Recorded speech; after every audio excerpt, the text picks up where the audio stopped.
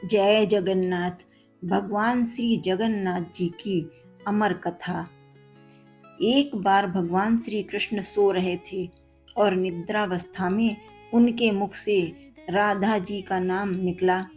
पटरानियों को लगा कि वह प्रभु की इतनी सेवा करती हैं, परंतु प्रभु सबसे ज्यादा राधा जी का ही स्मरण कर रहता है। परंतु प्रभु को सबसे ज्यादा राधा जी का ही स्मरण रहता है। रुक्मणी जी एवं अन्य रानियों ने रोहिणी जी से राधा रानी व श्री कृष्ण के प्रेम व ब्रज लीलाओं का वर्णन करने की प्रार्थना की। माता ने कथा सुनाने की हामी तो भर दी, लेकिन यह भी कहा कि श्री कृष्ण व बलराम को इसकी भनक न मिले। तय हुआ कि सभी रानियों को रोहिणी जी एक गुप्त स्थान पर कथा सुनाएंगी। वहां कोई और न आए, इसके लिए सुभद्रा जी को पहरा देने के लिए मना लिया गया। सुभद्रा जी को आदेश हुआ कि स्वयं श्री कृष्ण या बलराम भी आए तो उन्हें भी अंदर न आने देना। माता ने कथा सुनानी आरंभ की। सुभद्रा द्वार पर तैनात थी। थोड़ी देर में श्री कृष्ण एवं बलराम वहां आ पहुंचे। सुभद्रा ने अंदर जाने से रोक लिया। इससे भगवान श्री कृष्ण को कुछ संदेह हुआ। वह बाहर से ही अपनी सूक्ष्म शक्ति द्वारा अंदर की माता द्वारा वर्णित ब्रज लीलाओं को आनंद लेकर सुनने लगे। बलराम जी भी कथा का आनंद लेने लगे। कथा सुनते सुनते श्री कृष्ण, बलराम व सुभद्रा के हृदय में ब्रज के प्रति अद्भुत प्रेम भाव उत्पन्न हुआ। उस भाव में उनके पैर हाथ सिकुड़ने लगे जैसे बाल्यकाल में थे। तीनों राधा जी की कथा में ऐसे विभोर हुए कि मूर्ति के समान जड़ प्रतीत होने लगे। बड़े ध्यान पूर्वक देखने पर भी उनके हाथ पैर दिखाई नहीं देते थे। सुदर्शन ने भी द्रवित होकर लंबा रूप धारण कर लिया। उसी समय देव मुनि नारद वहां आ पहुंचे। भगवान के इस रूप को देखकर आश्चर्यचकित हो गए और निहारते रहे। कुछ समय बाद जब तंद्रा भंग हुई तो नारद जी ने प्रणाम करके भगवान श्री कृष्ण से कहा, हे प्रभु, मेरी इच्छा है कि मैंने आज जो रूप देखा है वह रूप आपके भक्त जनों को पृथ्वी लोक पर चिरकाल तक देखने को मिले। आप इस रूप में पृथ्वी पर वास करें। भगवान श्री कृष्ण नारद जी की बात से प्रसन्न हुए और उन्होंने कहा कि ऐसा ही होगा। कली काल में मैं इसी रूप में नीलांचल क्षेत्र में अपना स्वरूप प्रकट करूंगा। कलयुग आगमन के उपरांत प्रभु की प्रेरणा से मालो राज इंद्रधुम्न ने भगवान श्री कृष्ण, बलभद्र जी और बहन सुभद्रा जी की ऐसी ही प्रतिमा जगन्नाथ मंदिर में स्थापित कराई। यह रोचक कथा आगे पढ़े इससे पहले जय जगन्नाथ। राजा इंद्रधुम्न श्रेष्ठ प्रजापालक राजा थे। प्रजा उन्हें बहुत प्रेम करती थी। प्रजा सुखी और संतुष्ट थी। राजा के मन में इच्छा थी कि वह कुछ ऐसा करें जिससे सभी उन्हें स्मरण रखें। दैववैक्ष योग से इंद्रधुम्न के मन में एक अज्ञात कामना प्रकट हुई कि वह ऐसा मंदिर का निर्माण कराएं जैसा दुनिया में कहीं और न हो। इंद्रधुम्न विचारने लगे कि आखिर उनके मंदिर में किस देवता की मूर्ति स्थापित करें। राजा के मन में यही इच्छा और चिंतन चलने लगा। एक दिन इसी पर गंभीर चिंतन करते सो गए। नींद में राजा ने एक सपना देखा। सपने में उन्हें एक देववाणी सुनाई पड़ी। इंद्रधुम्न ने सुना, राजा, तुम पहले नए मंदिर का निर्माण आरंभ करो। मूर्ति विग्रह की चिंता छोड़ दो। उचित समय आने पर तुम्हें स्वयं राह दिखाई पड़ेगी। राजा नींद से जाग उठे। सुबह होते ही उन्होंने अपने मंत्रियों को सपने की बात बताई। राजपुरोहित के सुझाव पर शुभ मुहूर्त में पूर्वी समुद्र तट पर एक विशाल मंदिर के निर्माण का निश्चय हुआ। वैदिक मंत्रोच्चार के साथ मंदिर निर्माण का श्री गणेश हुआ। राजा इंद्रधुम्न के मंदिर बनवाने की सूचना शिल्पियों और कारीगरों को हुई। सभी इसमें योगदान देने पहुंचे। दिन रात मंदिर के निर्माण में जुट गए। कुछ ही वर्षों में मंदिर बनकर तैयार हुआ। सागर तट पर एक विशाल मंदिर का निर्माण तो हो गया, परंतु मंदिर के भीतर भगवान की मूर्ति की समस्या जस की तस थी। राजा फिर से चिंतित होने लगे। एक दिन मंदिर के गर्भगृह में बैठकर इसी चिंतन में बैठे राजा की आंखों से आंसू निकल आए। राजा ने भगवान से विनती की, प्रभु, आपके किस स्वरूप को इस मंदिर में स्थापित करूं? इसकी चिंता से व्यग्र हूँ, बहुत ही व्याकुल हूँ, मार्ग दिखाइए। आपने स्वप्न में जो संकेत दिया था उसे पूरा होने का समय कब आएगा? देव विग्रह विहीन मंदिर देख सभी मुझ पर हंसेंगे। राजा की आंखों से आंसू झरझर बह रहे थे और वह प्रभु से प्रार्थना करते जा रहे थे, प्रभु, आपके आशीर्वाद से मेरा बड़ा सम्मान है। प्रजा समझेगी कि मैंने झूठ मूठ में स्वप्न में आपके आदेश की बात कहकर इतना बड़ा श्रम कराया। हे प्रभु, मुझे मार्ग दिखाइए। राजा दुखी मन से अपने महल में चले गए। उस रात को राजा ने फिर एक सपना देखा। सपने में उसे देववाणी सुनाई दी, राजन, यहाँ निकट में ही भगवान श्री कृष्ण का विग्रह रूप है। तुम उन्हें खोजने का प्रयास करो, तुम्हें दर्शन मिलेंगे। इंद्रधुम्न ने स्वप्न की बात पुनः पुरोहित और मंत्रियों को बताई। सभी यह निष्कर्ष पर पहुंचे कि प्रभु की कृपा सहज प्राप्त नहीं होगी। उसके लिए हमें निर्मल मन से परिश्रम आरंभ करना होगा। भगवान के विग्रह का पता लगाने की जिम्मेदारी राजा इंद्रधुम्न ने 4 विद्वान पंडितों को सौंप दिया। प्रभु इच्छा से प्रेरित होकर चारों विद्वान 4 दिशाओं में निकले।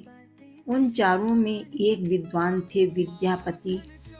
वह चारों में सबसे कम उम्र के थे। प्रभु के विग्रह की खोज के दौरान उनके साथ बहुत सी अलौकिक घटनाएं हुई। प्रभु का विग्रह कैसे मिला, यह प्रसंग आगे जाने। बहुत ही रोचक कथा है। जय जगन्नाथ। पंडित विद्यापति पूर्व दिशा की ओर चले। कुछ आगे चलने के बाद विद्यापति उत्तर की ओर मुड़े तो उन्हें एक घना जंगल दिखाई दिया। वन भयावह था। विद्यापति श्री कृष्ण के उपासक थे। उन्होंने श्री कृष्ण का स्मरण किया और राह दिखाने की प्रार्थना की। भगवान श्री कृष्ण की प्रेरणा से उन्हें राह दिखने लगी। प्रभु का नाम लेते वह वन में चले जा रहे थे। जंगल के मध्य उन्हें एक पर्वत दिखाई दिया। पर्वत के वृक्षों से संगीत की ध्वनि, बहुत ही सुंदर गीत सुनाई पड़ रहा था। विद्यापति संगीत के जानकार थे। उन्हें वहां मृदंग, बंसी और करताल की मिश्रित ध्वनि सुनाई दे रही थी। यह संगीत उन्हें दिव्य लगा। संगीत की लहरियों को खोजते विद्यापति आगे बढ़े जा रहे थे और उसी में मगन थे। वह जल्दी ही पहाड़ी की चोटी पर पहुंच गए। पहाड़ के दूसरी ओर उन्हें एक सुंदर घाटी दिखी जहाँ भील नृत्य कर रहे थे। विद्यापति उस दृश्य को देखकर मंत्रमुग्ध थे। सफर के कारण थके थे, पर संगीत की थकान मिट गई। संगीत जो सुना उन्होंने, उससे उनकी सारी थकान मिट गई और उन्हें नींद आने लगी। अचानक एक बाघ की गर्जना सुनकर विद्यापति घबरा उठे। बाघ उनकी ओर दौड़ता आ रहा था। बाघ को देखकर विद्यापति घबरा गए और बेहोश होकर वहीं गिर पड़े। बाघ विद्यापति पर आक्रमण करने ही वाला था कि तभी एक स्त्री ने बाघ को पुकारा, बाघा। उस आवाज को सुनकर बाघ मौन खड़ा हो गया। स्त्री ने उसे लौटने का आदेश दिया तो बाघ लौट पड़ा। बाघ उस स्त्री के पैरों के पास ऐसे लौटने लगा जैसे कोई बिल्ली पुचकार सुनकर खेलने लगती है। युवती बाघ की पीठ को बड़े प्यार से थपथपाने लगी और बाघ स्नेह से लौटता रहा। वह स्त्री वहां मौजूद स्त्रियों में सर्वाधिक सुंदर थी।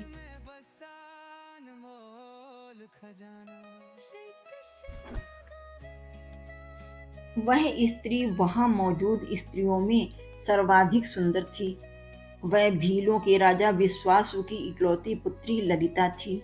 ललिता ने अपनी सेविकाओं को अचेत विद्यापति की देखभाल के लिए भेजा। सेविकाओं ने झरने से जल लेकर विद्यापति पर छिड़का। कुछ देर बाद विद्यापति की चेतना लौटी। उन्हें जल पिलाया गया। विद्यापति यह सब देखकर कुछ आश्चर्य में थे। ललिता विद्यापति के पास आई और पूछा, आप कौन हैं और भयानक जंगलों से भरे इस वन में आप कैसे पहुंचे? आपके आने का प्रयोजन बताइए ताकि मैं आपकी सहायता कर सकूं। विद्यापति के मन में बाघ का भय पूरी तरह गया नहीं था। ललिता ने यह बात भांप ली और उन्हें सांत्वना देते हुए कहा, विप्रवर, आप मेरे साथ चलें। जब आप स्वस्थ हों तब अपने लक्ष्य की ओर प्रस्थान करें। विद्यापति ललिता के पीछे पीछे उनकी बस्ती की तरफ चल दिए। विद्यापति भीलों के पाजा विश्वासु से मिले और विद्यापति भीलों के राजा विश्वासु से मिले और उन्हें अपना परिचय दिया। विश्वासु विद्यापति जैसे विद्वान से मिलकर बड़े प्रसन्न हुए। विश्वासु के और अनुरोध पर विद्यापति कुछ दिन वहां अतिथि बनकर रुके। वह भीलों को धर्म और ज्ञान का उपदेश देने लगे। उनके उपदेशों को विश्वासु तथा ललिता बड़ी रुचि के साथ सुनते थे। ललिता के मन में विद्यापति के लिए अनुराग पैदा हो गया। विद्यापति ने भी भांप लिया कि ललिता जैसी सुंदरी को उनसे प्रेम हो गया, किंतु विद्यापति एक बड़े कार्य के लिए निकले थे। अचानक एक दिन विद्यापति बीमार हो गए। ललिता ने उनकी सेवा शुश्रूषा की। इससे विद्यापति के मन में भी ललिता के प्रति प्रेम भाव पैदा हो गया। विश्वासु ने प्रस्ताव रखा कि विद्यापति ललिता से विवाह कर लें। विद्यापति ने इसे स्वीकार कर लिया। कुछ दिन दोनों के सुखमय जीवन बीते। ललिता से विवाह करके विद्यापति प्रसन्न तो था, पर जिस महत्वपूर्ण कार्य के लिए वह आया था वह अधूरा था। यही चिंता उसे बार बार सताती रहती थी। इसी बीच विद्यापति को एक विशेष बात पता चली। विश्वासु हर रोज सवेरे उठकर कहीं चला जाता था और सूर्योदय के बाद ही लौटता था। कितनी भी विकट स्थिति हो, उसका यह नियम कभी नहीं टूटता था। विश्वासु के इस व्रत पर विद्यापति को आश्चर्य हुआ। उसके मन में इस रहस्य को जानने की इच्छा हुई। आखिर विश्वासु कहाँ जाता है? एक दिन विद्यापति ने ललिता से इस संबंध में पूछा। ललिता यह सुनकर सहम गई। आखिर वह क्या रहस्य था? क्या वह रहस्य विद्यापति के कार्य में सहयोगी भी था, या विद्यापति पत्नी के प्रेम में मार्ग भटक गए? आइए आगे जानते हैं। प्रेम से बोलिए जय जगन्नाथ।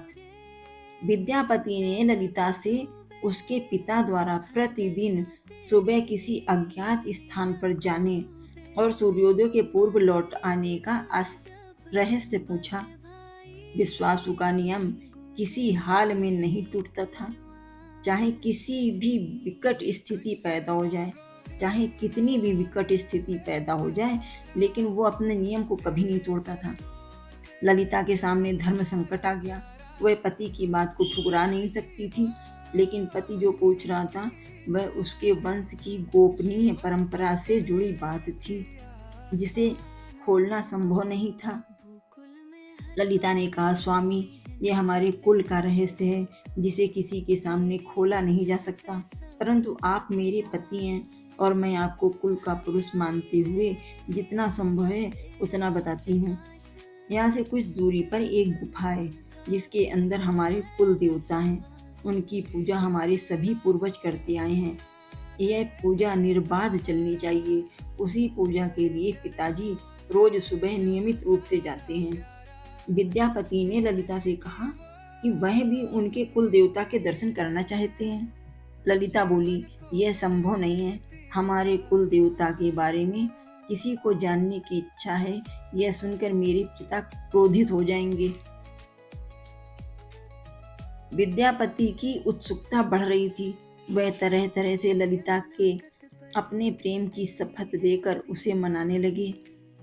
आखिरकार ललिता ने कहा कि वह अपने पिताजी से विनती करेगी कि वह आपको देवता के दर्शन करा दें। ललिता ने पिता से सारी बात कही। वह क्रोधित हो गए। ललिता ने जब यह कहा कि मैं आपकी अकेली संतान हूँ, आपके बाद देवता के पूजा का दायित्व मेरा होगा, इसलिए मेरे पति का यह अधिकार बनता है, क्योंकि आगे उसे ही पूजना होगा। विश्वासु इस तर्क के आगे झुक गए। वह बोले, गुफा के दर्शन किसी को तभी कराए जा सकते हैं जब वह भगवान की पूजा का दायित्व अपने हाथ में ले ले। विद्यापति ने दायित्व स्वीकार कर लिया तो विश्वासु देवता के दर्शन को कराने को राजी हो गए। दूसरे दिन सूर्योदय से पूर्व विद्यापति की आंखों पर पट्टी बांधकर विश्वासु उनका दाहिना हाथ पकड़कर गुफा की तरफ निकले। विद्यापति ने मुट्ठी में सरसों रख लिया था, जिसे रास्ते में छोड़ते हुए गए। गुफा के पास पहुंचकर विश्वासु रुके और गुफा के पास पहुंच गए। विश्वासु ने विद्यापति की आंखों की काली पट्टी खोल दी। उस गुफा में नीले रंग का प्रकाश चमक उठा। हाथों में मुरली लिए भगवान श्री कृष्ण का रूप विद्यापति को दिखाई दिया। विद्यापति आनंद मग्न हो गए। उन्होंने भगवान के दर्शन किए। दर्शन के बाद तो जैसे विद्यापति जाना ही नहीं चाहते थे, पर विश्वासु ने लौटने का आदेश दिया। फिर उनकी आंखों पर पट्टी बांधी और दोनों लौट पड़े। लौटने पर ललिता ने विद्यापति से पूछा। विद्यापति ने गुफा में दिखे अलौकिक दृश्य के बारे में पत्नी को बताना भी उसने उचित नहीं समझा। वह टाल गए। यह तो जानकारी हो चुकी थी कि विश्वासु श्री कृष्ण की मूर्ति की पूजा करते हैं। विद्यापति को आभास हो गया कि महाराज ने स्वप्न में जिस प्रभु विग्रह के बारे में देववाणी सुनी थी वह इसी मूर्ति के बारे में थी। विद्यापति विचार करने लगे कि किसी तरह इसी मूर्ति को लेकर राजधानी पहुंचना होगा। वह एक तरफ तो गुफा की मूर्ति को लेकर जाने की सोच रहे थे, दूसरी तरफ भीड़ राज और पत्नी के साथ विश्वासघात के विचार से उनका मन व्यथित हो रहा था। विद्यापति धर्म अधर्म के बारे में सोचते रहे। फिर विचार आया कि यदि विश्वासु ने सचमुच उस पर विश्वास किया होता तो आंखों पर पट्टी बांधकर गुफा तक नहीं ले जाता। इसलिए उसके साथ विश्वासघात का प्रश्न नहीं उठता। उसने गुफा से मूर्ति चुराने का मन बना लिया। विद्यापति ने ललिता से कहा कि वह अपने माता पिता के दर्शन करने के लिए जाना चाहता है, वे उसे लेकर परेशान होंगे। ललिता भी साथ चलने को तैयार हुई तो विद्यापति ने यह कहकर समझा लिया कि वह शीघ्र ही लौटेगा तो उसे लेकर जाएगा। ललिता मान गई। विश्वासु ने उसके लिए घोड़े का प्रबंध किया।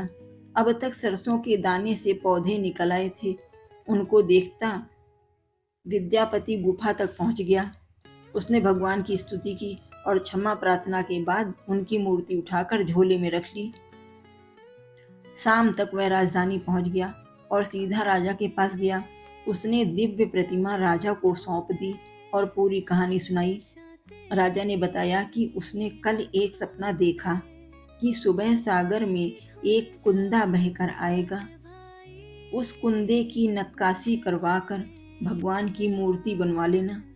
जिसका अंश तुम्हें प्राप्त होने वाला है वह भगवान श्री विष्णु का स्वरूप होगा। तुम जिस मूर्ति को लाए हो वह भी भगवान विष्णु का अंश है। दोनों आश्वस्त थे कि उनकी तलाश पूरी हो गई। दोनों निश्चिंत हो गए थे कि अब तो उनकी तलाश पूरी हो गई है। राजा ने कहा कि जब भगवान द्वारा भेजी लकड़ी से हम इस प्रतिमा का बड़ा स्वरूप बनवा लेंगे तब तुम अपने ससुर से मिलकर उन्हें मूर्ति वापस कर देना। उनके कुल देवता का इतना बड़ा विग्रह एक भव्य मंदिर में स्थापित देखकर उन्हें खुशी ही होगी। दूसरे दिन सूर्योदय से पूर्व राजा विद्यापति तथा मंत्रियों को लेकर सागर तट पर पहुंचा। स्वप्न के अनुसार एक बड़ा कुंदा पानी में बहकर आ रहा था। सभी उसे देखकर प्रसन्न हुए। 10 नावों पर बैठकर राजा के सेवक उस कुंदे को खींचने पहुंचे। मोटी मोटी रस्सियों से कुंदे को बांधकर खींचा जाने लगा, लेकिन कुंदा टस से मस नहीं हुआ और लोग भेजे गए, लेकिन सैकड़ों लोग और नावों का प्रयोग करके भी कुंदे को हिलाया नहीं जा सका। राजा का मन उदास हो गया। सेनापति ने एक लंबी सेना कुंदे को खींचने के लिए भेज दी। सारे सागर में सैनिक ही सैनिक नजर आने लगे, लेकिन सभी मिलकर कुंदे को अपने स्थान से हिला तक न सके। सुबह से रात हो गई। अचानक राजा ने काम रोकने का आदेश दिया। उसने विद्यापति को अकेले में ले जाकर कहा कि वह समस्या का कारण जान गया है। राजा के चेहरे पर संतोष के भाव थे। राजा ने विद्यापति को गोपनीय रूप से कहीं चलने की बात कही। राजा ने विद्यापति को गोपनीय रूप से कहीं चलने की बात कही। राजा इंद्रद्युम्न ने कहा कि अब भगवान का विग्रह बन जाएगा, बस एक काम करना होगा। भगवान श्री कृष्ण ने राजा को ऐसा क्या संकेत दे दिया था कि उसकी सारी परेशानी समाप्त हो गई। यह बहुत ही रोचक कथा है, और आगे सुने। प्रेम से बोले जय जगन्नाथ। राजा इंद्रद्युम्न को भगवान की प्रेरणा से समझ में आने लगा कि आखिर प्रभु के विग्रह के लिए जो लकड़ी का कुंदा पानी में बह कर आया है, वह हिलडुल भी क्यों नहीं रहा। राजा ने विद्यापति को बुलाया और कहा, तुम जिस दिव्य मूर्ति को अपने साथ लाए हो, उसकी अब तक जो पूजा करता आया है, उससे तुरंत भेंट करके क्षमा मांगनी होगी। बिना उसके स्पर्श किए यह कुंदा आगे नहीं बढ़ सकेगा। राजा इंद्रद्युम्न और विद्यापति विश्वासु से मिलने पहुंचे। राजा ने पर्वत की चोटी से जंगल को देखा तो उसकी सुंदरता को देखता ही रह गया। दोनों भीलों की बस्ती की ओर चुपचाप चलते रहे। इधर विश्वासु अपने नियमित दिनचर्या के हिसाब से गुफा में अपने कुल देवता की पूजा के लिए चले। वहां प्रभु की मूर्ति गायब देखी तो वह समझ गए कि उनके दामाद ने ही यह छल किया है। विश्वासु लौटे और ललिता को सारी बात सुना दी। विश्वासु पीड़ा से भरा घर के आंगन में पछाड़ खाकर गिर गए। ललिता अपने पति द्वारा किए गए विश्वासघात से दुखी थी और स्वयं को इसका कारण मान रही थी। पिता पुत्री दिन भर विलाप करते रहे। उन दोनों ने अन्न का एक दाना भी न छुआ। अगली सुबह विश्वासु उठे और सदा की तरह अपनी दिनचर्या का पालन करते हुए गुफा की तरफ बढ़ निकले। वह जानते थे कि प्रभु का विग्रह वहां नहीं है, फिर भी उनके पैर गुफा की ओर खींचे चले जा रहे थे। विश्वासु के पीछे ललिता और रिश्तेदार भी चले। विश्वासु गुफा के भीतर पहुंचे जहां भगवान की मूर्ति होती थी। उस चट्टान के पास खड़े होकर हाथ जोड़कर खड़े रहे, फिर उस ऊंची चट्टान पर गिर गए और बिलख बिलख कर रोने लगे। उनके पीछे प्रजा भी रो रही थी। एक भील युवक भागता हुआ गुफा के पास आया और बताया कि उसने महाराज और उसके साथ विद्यापति को बस्ती की ओर से आते हुए देखा है। यह सुनकर सब चौंक उठे। विश्वासु राजा के स्वागत में गुफा से बाहर आए, लेकिन उनकी आंखों से आंसू झरझर बह रहे थे। राजा इंद्रद्युम्न विश्वासु के पास आए और उन्हें अपने हृदय से लगा लिया। राजा बोले, भील राज, तुमने कुल देवता की प्रतिमा का चोर तुम्हारा दामाद नहीं, मैं हूँ। उसने तो अपने महाराज के आदेश का पालन किया। यह सुनकर सब चौंक गए। विश्वासु ने राजा को आसन दिया। राजा ने उस विश्वासु को शुरू से अंत तक की पूरी बात बताकर कहा कि आखिर क्यों यह सब करना पड़ा। फिर राजा ने उनसे अपने स्वप्न और फिर जगन्नाथपुरी में सागर तट पर मंदिर निर्माण की बात कह सुनाई। राजा ने विश्वासु से प्रार्थना की, भील सरदार विश्वासु, कई पीढ़ियों से आपके वंश के लोग भगवान की मूर्ति को पूजते आए हैं। भगवान के उस विग्रह के दर्शन सभी को मिले, इसके लिए आपकी सहायता चाहिए। ईश्वर द्वारा भेजे गए लकड़ी के कुंदे से बनी मूर्ति के भीतर हम इस दिव्य मूर्ति को सुरक्षित रखना चाहते हैं। अपने कुल की प्रतिमा को पुरी के मंदिर में स्थापित करने की अनुमति दो। उस कुंदे को तुम स्पर्श करोगे तभी वह हिलेगा। विश्वासु राजी हो गए। राजा सब परिवार विश्वासु को लेकर सागर तट पर पहुंचे। विश्वासु ने कुंदे को छुआ। छूते ही कुंदा अपने आप तैरता हुआ किनारे पर आ लगा। राजा के सेवकों ने उस कुंदे को राजमहल में पहुंचा दिया।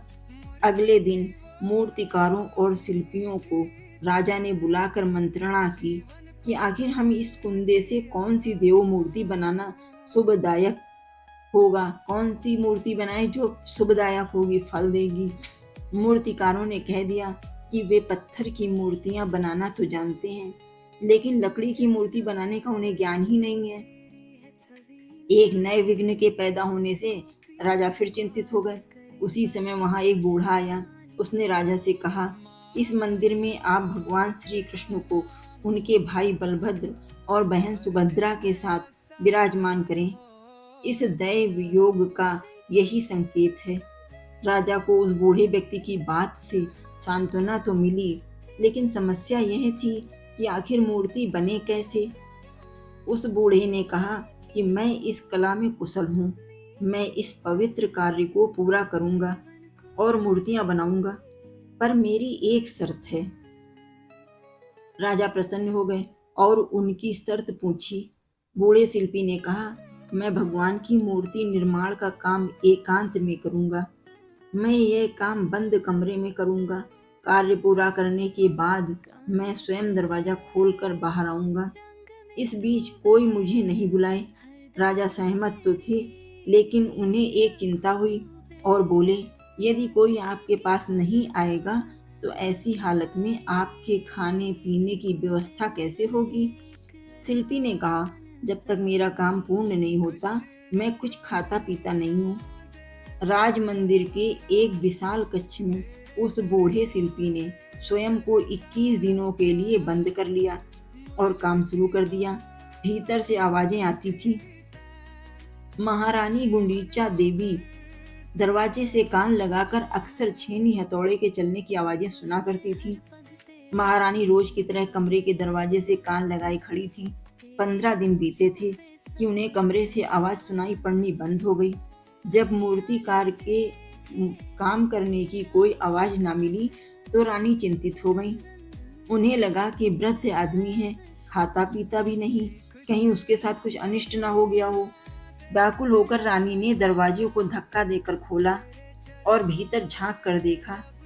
महारानी गुंडीचा देवी ने इस तरह मूर्तिकार को दिया हुआ वचन भंग कर दिया था। मूर्तिकार अभी मूर्तियां बना रहा था, परंतु रानी को देखते ही वह अदृश्य हो गए।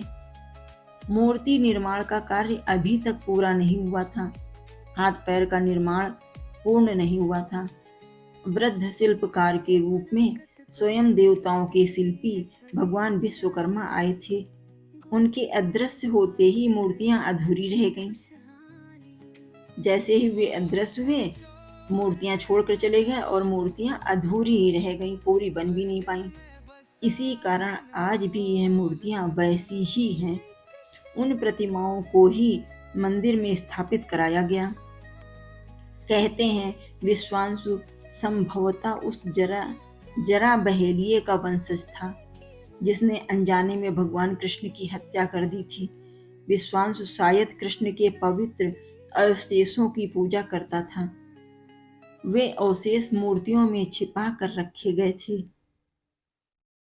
विद्यापति और ललिता के वंशज, जिन्हें दैत्यपति कहते हैं, उनका परिवार ही यहाँ अब तक पूजा करता है। विद्यापति और ललिता के वंशज ही आज तक जगन्नाथ जी की पूजा करते हैं। कहते हैं सबसे पहले वो पूजा करते हैं, उसके बाद अन्य लोग पूजा करते हैं। जय जगन्नाथ भगवान की जय हो। जय जगन्नाथ।